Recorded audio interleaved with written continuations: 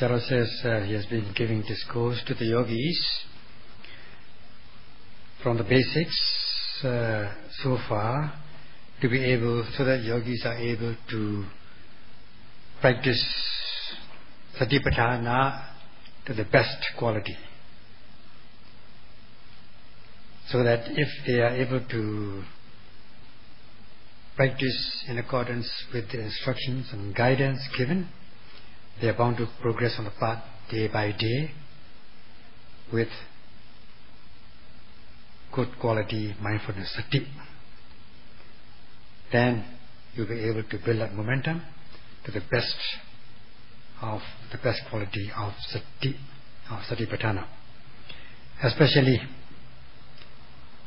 not to allow the subtle form of pamada, heedlessness, to arise in a stream of consciousness. Instead, to be able to become heedful, even in a subtle way, without giving any gap, to allow kilesas to enter your stream of consciousness. Then you are bound to be relieved of impurities. Your mind will become purer and purer, progressing towards the fulfillment of purity, to the full purity. In order to, then you're sure to realize the blissful peace. Now, in order to realize this blissful peace, you have to fulfill the prerequisites. That is, the forerunner practices. You have to practice strife in order to realize the part-time purity. Only when you gain part-time purity, you will be able to gain full-time purity. If there is no part-time purity, there cannot be any full-time purity. And you have to also gain part-time peace in order to gain full-time peace. So whoever wishes to gain this assured peace, blissful peace, will strive to the best of their quality, to the best of their ability. Of course, they will not gain this peace all at once. They will have to accumulate this part-time, partial peace and partial purity. Then build up momentum, develop, try to progress. Then only they will be able to realize good quality mindfulness. For that, towards that goal, Sayadaw has taken pains to help you with discourses, with the Dhamma talks, describing both from the theoretical and practical aspects. It is quite satisfying that the Buddha has given the methods in connection with the subtle form of apamada and pamada to teach the devotees, to give guidance. So there are 5 more things to be said about pamada and apamada. Now, in the practice of the high-level discipline of bhavana, kusala, skillful deed of mind development, you got to accumulate skillfulness, wholesome deeds, develop them, enhance them, uplift them. If you don't do that, then you are said to be anasevana, that is not consuming. That is a literal rendering, which amounts to pamada, heedlessness. The reverse of that is asevana, that's consuming or using what should be used. Asevana. Consuming what should be consumed, using what should be used. Like using or consuming daily food or daily nutriments. If you take food, you are consuming the required nutriments for your strength and health. Sometimes, if necessary, you got to use vitamins and minerals in order to supplement the nutriments, and take pure drinks, good drinks, breathe fresh air and so on. In this way, you consume good things, wholesome things. Why do you consume that? To satisfy your thirst or hunger, and also to enhance your energy, so that you'll be able to be fulfilled with stamina. You come to possess stamina for the power of resisting and repelling, and also to be healthy. This is most important. Only when you have enough energy, you will be able to repel or resist. Repel diseases, or be able to build up resistance against the diseases, certain diseases. So, in order to strengthen your physical body, you got to consume nutriments, vitamins, and so on. And this in Pali is known as oja, that is nutriments, which are effective and powerful. Some medicines which are specially prepared are also very effective and powerful. So, when you take ordinary food, daily food, or oja, nutriments, or medicines, you got to take it so that it goes right into your body, because they are very effective, leading to new materialities. They develop new materialities, fresh materialities, pure materialities. Aharaja rupa, food produce materiality, so that you become fresh and strong. So too with the spiritual nutriments. We're talking about material nutriments. Now we come to the spiritual nutriments. With the spiritual nutriments also, you got to consume it, you got to take it, so that it goes right into your body, right into you, with full heart and soul, heartily, not half-heartedly. Fully, not partially. Only when you consume this, only when you practice this, you'll be able to realize the strength, mental strength in this case. This is Dhamma oja, spiritual nutriments. Nutriments of the Dhamma. Only when it goes into the mind, your mind will become energized. Then you'll be able to possess stamina, with the power of repelling, with the power of resistance. So in order to reach the stage, you got to guard yourself with vigilant mindfulness, with the practice of the high level discipline of the way of mindfulness, like taking material nutriments and material medicines, like consuming them. If you don't consume them, if you don't take them, then you are said to be heedless in a very subtle way. And if you take it continuously, without gap, then you are said to be heedful in a very subtle way. So as for the food, material food, you take 2 or 3 times, as the case may be, regularly, daily.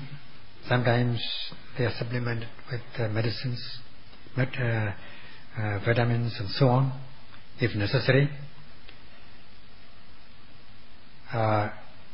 Regularly, 2 times or 3 times a day. But in the case of these spiritual nutriments, you've got to consume it every second, every moment of the practice. This is Dhamma medicine. There's no time for resting, no time for resting and spaced out. You have to do it continuously without gap.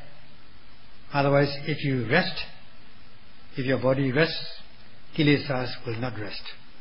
They will enter your stream of consciousness. They will invade you as soon as you take rest. So as not to allow these kilesas to enter your stream of consciousness and invade you, you should practice continuously.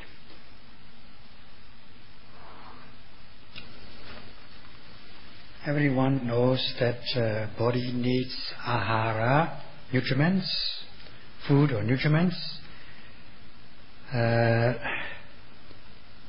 Because ahara has the ability, has a very powerful. It's very effective. If you don't take it heartily, then you will not be able to realize the benefit of this ahara. You must take food which is really nutritious. If you take food which is not nutritious, then you will not realize the benefit of this food.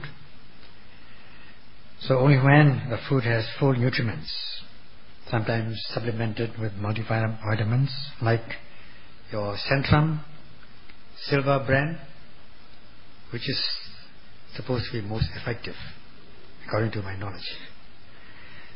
So if you take that, supplement your food with vitamins, you're bound to become very strong and healthy. So if your body can consume such things, then you'll be free of diseases in general. So if you are deficient in certain vitamins or elements, then the doctors will say you must take this or that. They will prescribe special medicines in order to supplement that. Then you will get the required nutriments to be able to resist against the certain diseases, respective diseases. So too with the mental aspect. You need special nutriments, spiritual nutriments. If you are deficient in spiritual nutriment, your mind will be weak instead of being strong, and instead of possessing the resistance power. For instance, let's take saddha, faith and confidence. If you need this particular spiritual nutriment, saddha, then you will not believe in anything, you will not trust anything, there will be no faith and confidence in your practice of the teacher and so on. If you have very small quantity of saddha, faith, then you will be also half-hearted. Sometimes you believe it, sometimes you don't. Half-hearted belief, half-hearted faith and confidence, half-hearted saddha. Only when you have full faith, then you will be able to believe.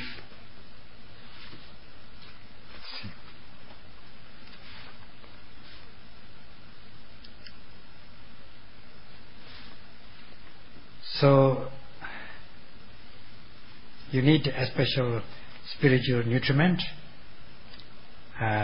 in this case saddha. You've got to develop it. Faith and confidence, first of all, faith and confidence in the benefits of Satipatthana practice, which are 7 in number, beginning with the benefit of the purity of the mind. It has been given assured benefits as assured by the Buddha. So studying them, knowing it, your faith and confidence, your saddha begins at this stage. Now at this stage you are just awakening. Your sada is said to be awakened. You're waking up the sada. Like waking up a person. Like your wake up call in the morning. You are reeling on the bed, rolling left and right. You are not getting up as yet. Soon after hearing the call. So also, waking up is just waking up. Not enough to send you to work or to send you to the retreat or to the center, to the meditation center. So just waking up is not enough. If you don't develop this sada with the practice, then you will crash out again. You will go back to sleep. So you will not realize the benefit of your sada. So this sada has not only to awaken the sada has got to be developed and enhanced with the practice, so that you realize, you gain the benefit of the sada. So too, when you are listening to the Dhamma, you are awakening. You are waking up this sada. Your sada is said to be awakened, and you got to develop this sada with the application of energy, virya. Virya becomes necessary at this stage to note every arising object without missing. First of all, you apply initial launching energy. This is the first stage, energy. To note every arising object. Then after sitting for some time, you may feel very uncomfortable, painful. Then you need another stage of rocket, your virya rocket, in order to overcome the difficulties, the difficult situation, pain, and so on. Later, the third stage of virya, stepping up this virya in order to reach the goal. So these are the three stages of virya you got to exert in order to develop and enhance your sada after it has been awakened. When you are taking food, just satisfying your thirst or hunger is not necessary. You should consume real nutriments, complete nutriments. Otherwise you will not gain physical strength. So too with the mental aspect. You must take the spiritual nutriments or Dhamma fully.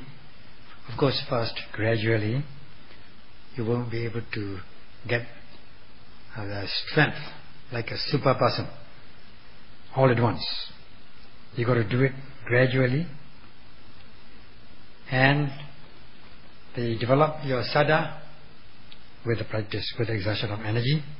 First the initial launching energy, and then the second stage of energy, and then the third stage to reach the final goal. Then there will be mindfulness activated,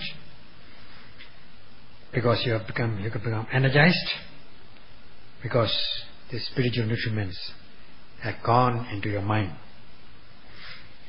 Now as you exert your energy, you are about to sustain your mindfulness. As much as your mindfulness is sustained, for 1 minute, if you are able to apply virya at the rate of 1 moment of mindfulness per second, there will be 60 moments of mindfulness arising. That is the result of the energy. Now when you are applying this energy to note the arising object, jhanic powers are also involved, like taking an aim at the object to be noted. So with the sustained virya, there will be sustained mindfulness, so that the mind will not go anywhere. there will be no distraction or restlessness. Instead, that noting mind will fall calm and collected on the object noted, so that you become powerful. Your concentration will become very powerful, and as you fulfill your energy of concentration power, you will be able to know things in their true nature, the realities, the ultimate realities. For instance, when you are noting rising, your noting mind will fall on the stiffness, the sabhavas, essential qualities such as stiffness, tension, movement, and so on, heat, cold, and so on. When you are noting, when you are watching rising of the abdomen, and when you observe falling, your noting mind will fall on the essential qualities such as movement, relaxation, heat, cold, and so on. Same thing goes with other objects noted. As much as you exert energy, you are bound to see things in their true nature. So this is the real Dhammoja, real spiritual nutriments, so that your mind will become very effective and powerful, because you are consuming, applying the spiritual nutriments fully. Every second of the practice, every moment of the practice, without missing. Of course, with one moment of mindfulness, you will not be the effect will not be so obvious. Only when you note continuously, after many moments of noting, without gap, continuously, will be able to realize the effect of your practice in a very wonderful manner. And such is pala, meaning powers. So it is you can come to acceptance with your own personal experience. You come to definite resolution that to attaining this real peace, that it is correct. You come to an unshakable resolution that such is correct. So this is how you apply the Satipatthana, guarding yourself with vigilant mindfulness every second, every moment of the time, sustaining your mindfulness with the application of Virya, leading to activated mindfulness, deepen the concentration and insight. So this is the root cause lies in the Saddha, the spiritual nutriment, leading to the result of the practice. As much as in the material in the body, so there are people who are health conscious, so they take food which contains nutriments, food and drinks which contain nutriments. They take fresh air and so on regularly. So too with the mental aspect, you have to consume or take in this Dhammoja, spiritual nutriments, regularly or fully. Now in the case of the mental aspect, as well as in the both in the physical and mental aspect, there are things which are contradictory, which can be dangerous, which can be harmful if you take or consume them. Pardon me. So you have to avoid them. If you don't avoid them, then you won't be able to gain the full aspect of your nutriments, whether it's physical nutriments or mental nutriments. What you should avoid, what should be avoided, should be avoided. What has to be avoided, should be avoided. For instance, when you have to take some vitamins which can cure certain diseases, or you take some food in order to overcome certain diseases, there are contradictory elements or opposing elements, harmful elements in short, which can obstruct these nutriments, bad elements. And the doctors would say, would advise you to abstain or to avoid all these things. Then if you are very conscious of your health, and you've got to be careful about these things. You need to possess these two qualities, that is detesting and fearing these dangerous, harmful elements. You need to avoid them. So too with the mental aspect, understanding that there are things which can cause impurity, physical, mental, and physical, verbal and mental impurities, which are harmful to your practice, which are harmful to your body and mind. You've got to, if you are knowing them, you've got to avoid them. They are unskillful states, unskillful Dhamma. Then you need to avoid them.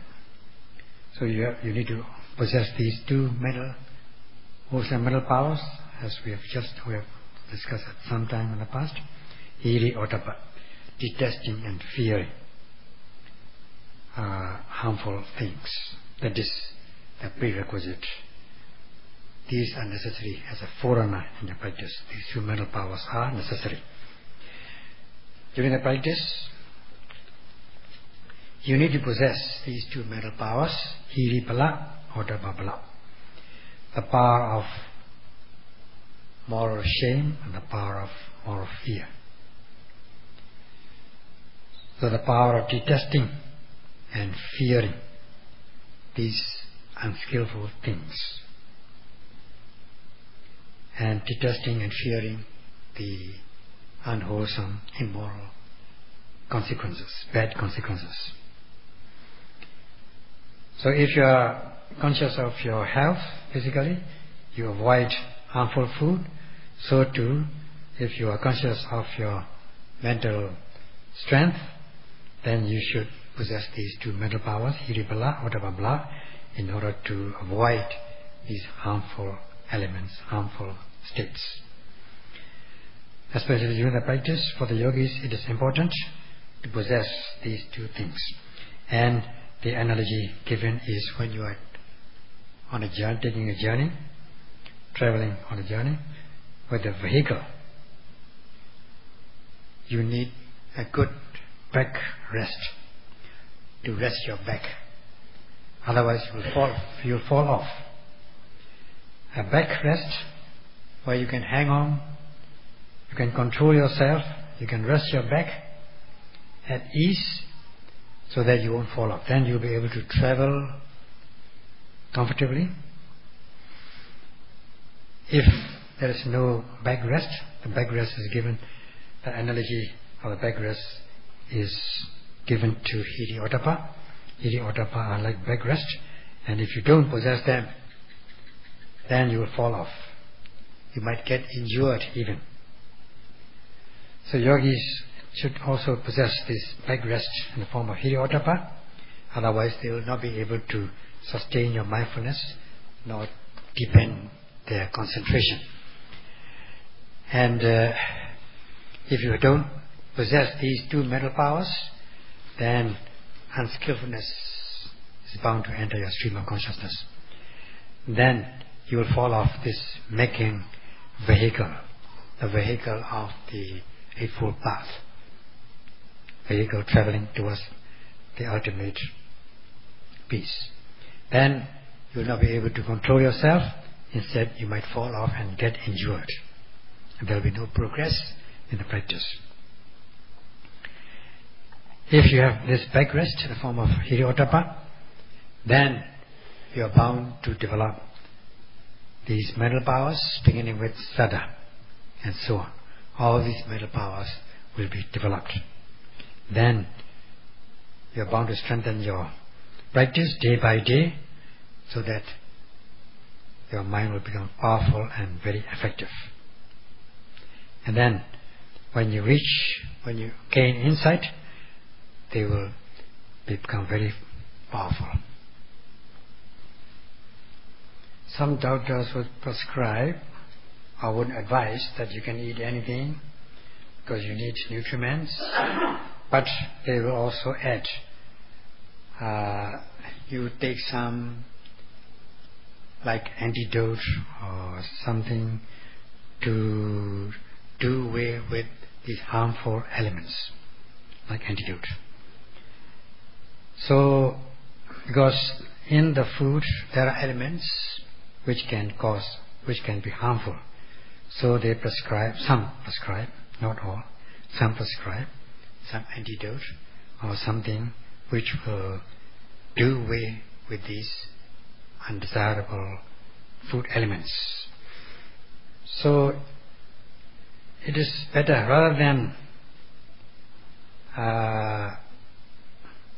rather than taking unwholesome food and using antidote or some remedy in order to do away with unwholesome, undesirable elements, it is better to prevent, not to take bad things from the beginning. Like the saying, prevention is the best cure.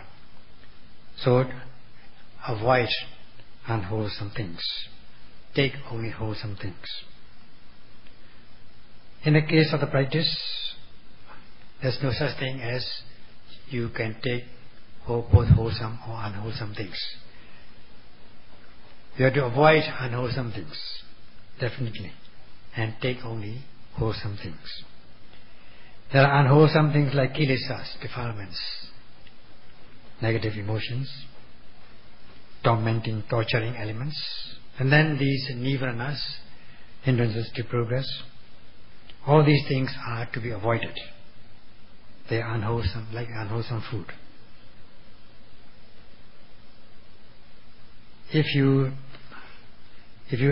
are unavoidably overcome, overwhelmed, or invaded by these elements, kilesas, negative things, then unavoidably, then you will not be able to cultivate insight. In fact, the best thing is prevention. So, if you are able to avoid them and take only good things, only skillful things, practice skillful things, then you'll be able to develop the power of resistance and repelling. You'll be able to repel undesirable things, and you'll be able to develop your own mental resistance. And you've got to energize your mind in this way with the mental powers such as saddha, faith and confidence, and so on. And for this, towards this end, hiri or tapa, this moral shame, moral fear, are very supportive, especially in avoiding undesirable elements, negative things, which are harmful, which are dangerous. Like the case of the tree, if a tree is not so strong, then it is bound to be destroyed by unadvanced elements. So, in the practice of the Satipatthana, it is necessary to avoid these undesirable elements, negative elements, in order to energize your mind and gain insight, when you will be able to gain or attain the real maturity of your life and your mind. Now you have to, just as you consume or you put in your material nutriments in the body in order to strengthen your body, otherwise you'll be weak and you'll be able to do your everyday work. So in that case, you got to consume vitamins, take vitamins and some essential elements, in order to supplement your food so that you gain strength and you'll be able to move about. So if you cannot gain energy, there will be no maturity and you will be unhealthy, so that your resistance, the power of resistance will be very weak. So too with the mental aspect.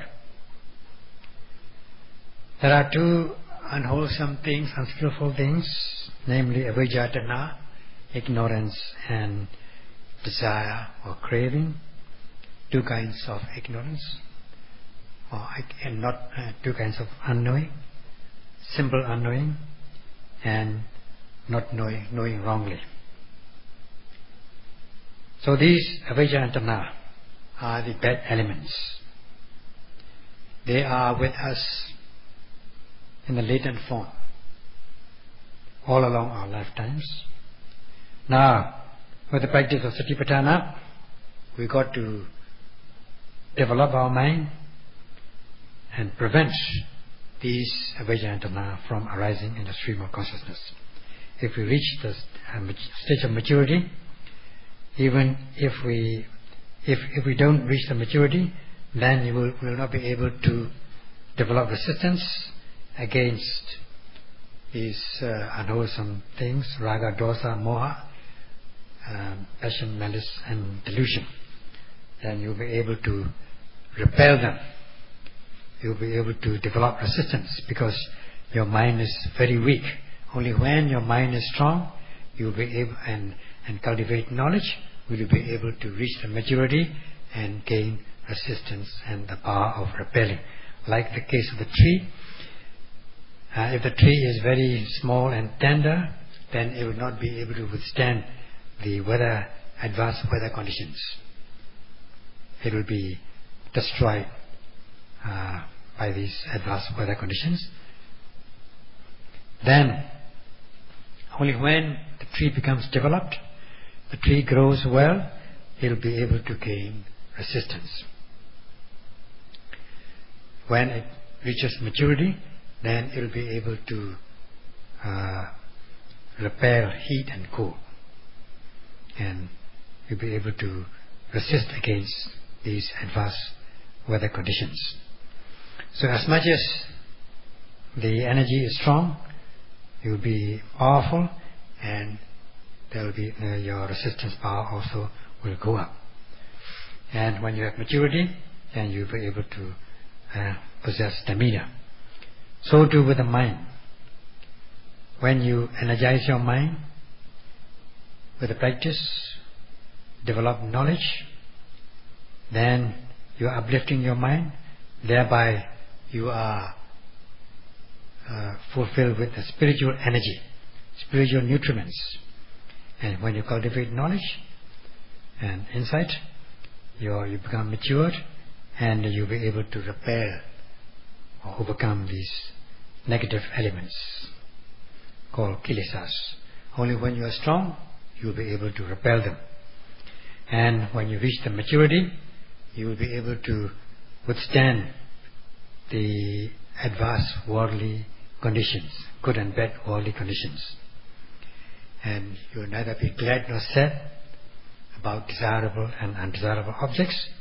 You will be able to become balanced between these good and bad things and view them with equanimity that is required for everybody. Like a kind of doll, if you throw a doll, it will always sit and never fall off. So also with the practice, with the Satipatthana. Satipatthana gives assurance to the practitioner to energize their mind so that they can develop this power of repelling and resistance. And with the knowledge, they'll be able to possess stamina and be able to view good and bad aspects of life in a balanced attitude with equanimity. In order to reach that stage, you should possess these two wholesome, skillful mental powers, namely hiri or tapa, beginning with saddha, faith and confidence, and virya, energy, Sati, Samadhi and Panya every second of the time. To just elaborate on the Hiri-ottappa from the practical aspect. Now, in order to realize the benefit of the Satipatthana, yogis should possess these saddha, also before and during the practice. And those devoted yogis would not wish, would detest and fear losing mindfulness, sati, losing, so that if he or she loses mindfulness, he or she will be allowing these kilesas to enter the stream of consciousness. So he or she is very conscious about that. That is possessing Hiri-ottappa in the practical sense. Then such yogis will be able to practice mindfulness continuously without gap.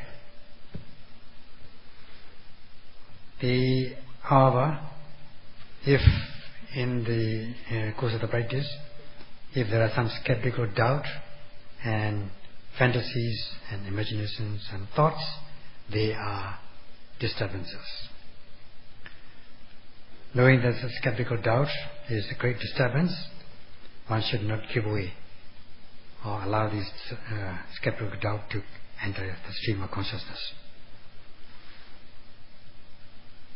Otherwise, your time will be wasted with the skeptical doubt. Such is the power of Hiri-ottappa in the practical sense. Then such yogis will be able to practice meticulously with great concern to sustain mindfulness.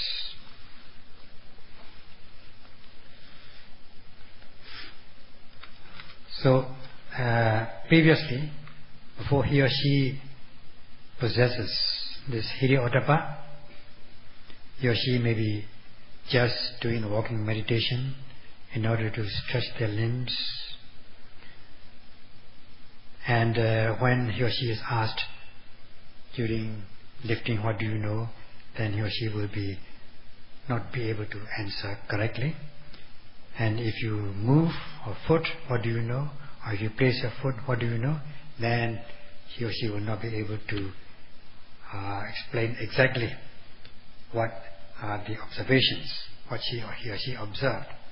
The reason is a lack of this energy and precision, aiming power and the application of energy, so that he or she is not possessing the Hiri-ottappa, not conscious of losing the mindfulness, so that he or she may be doing it very lightly, not seriously, and in a very marginal way. When once he or she possesses this Hiri-ottappa, then whenever this yogi walks, lift, move and places, because he or she aims properly. Aiming is the jhanic power, the power of the factor of absorption. You take an aim precisely with the application of energy, so that the noting mind hits the object, is able to grasp the object. Every object which arises is noted without being missed. As much as one applies energy in a concerned manner, then the noting mind is bound to hit the object, bound to grasp the object, giving rise to sustained mindfulness and deepened concentration. So, with the power of precision and energy, because the practice is with full energy, practice is taken up with full energy, he or she knows that during lifting, the things that he or she observes, he or she will be able to report in the interviews that, for instance, during lifting, I observe lightness, I observe pushing up. All these things are sabhavas, essential qualities, which one can observe when one watches the object, or one knows the object. All these things are knowledge, panya bala, the power of wisdom or knowledge. So when he or she is pushing the foot, he or she may observe that something is being pushed from the back, or there's some stiffness or tension or whatever, lightness, and when he or she presses the foot down, places the foot down, observing the pressure, lightness, heaviness, stiffness, tension, cool, heat, and whatever. That is because one is doing it meticulously. One is able to sustain one's mindfulness and deepens one's energy, thus thereby observing these sabhavas. As the saying goes, only when you observe at the very moment will you see sabhava.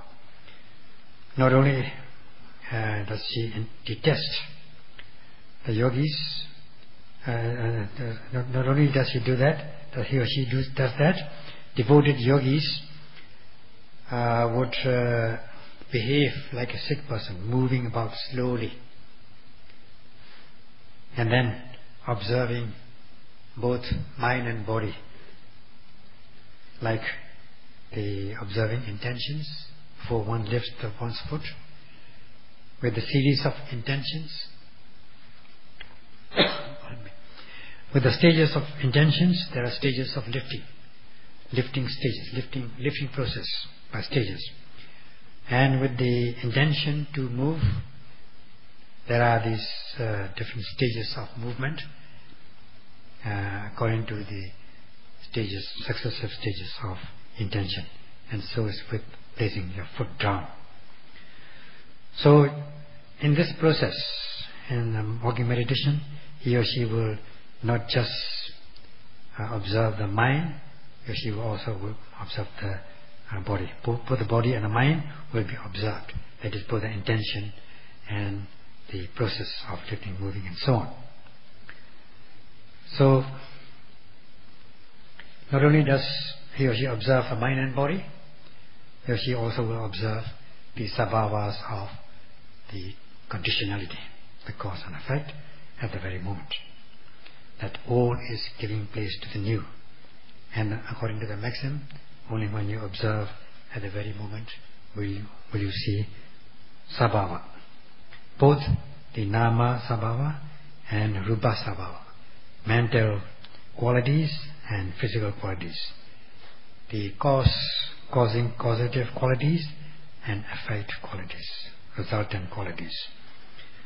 So because one practices respectfully, carefully, one detests losing the mindfulness, not allowing kilesas to enter the stream of consciousness.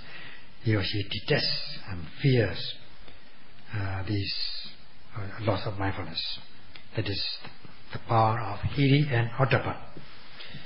These things are very supportive. These two wholesome, skillful mental states are very supportive in the practice. Once one possesses these two mental states, one is bound to cultivate knowledge and gain insight. Just try it. There is assurance.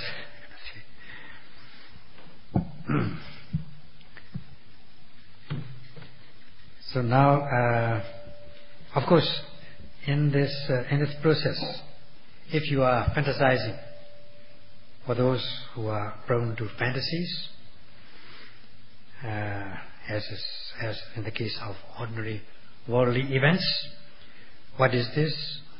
Why is this? Which is this? And if one fantasizes in this way, then this is going to be a great disturbance. There's no room for thoughts or fantasies or imaginations. and there's only room for bhavana power, the power of practice. Fantasies and imaginations and thoughts, thinking that they are knowledge, is wrong. They cannot understand or observe sabhava. They will not lead to the realization or knowledge of sabhava. So the practice is to see things in the true nature, the real qualities, such as the discernment of mind and body. This is the mind, this is the body, this is the matter, this is the mind, and so on. And then the conditionality, this is the cause, this is the effect. And if in this process, if one starts to begins to fantasize and imagines and ask questions, then they are going to be disturbed. For those yogis, there's no guarantee that they will gain knowledge and insight. So it is necessary that you possess, in order to reach the stage, you possess certain these mental powers, such as the beginning with the saddha, faith and confidence. This much for today. Sadhu, sadhu.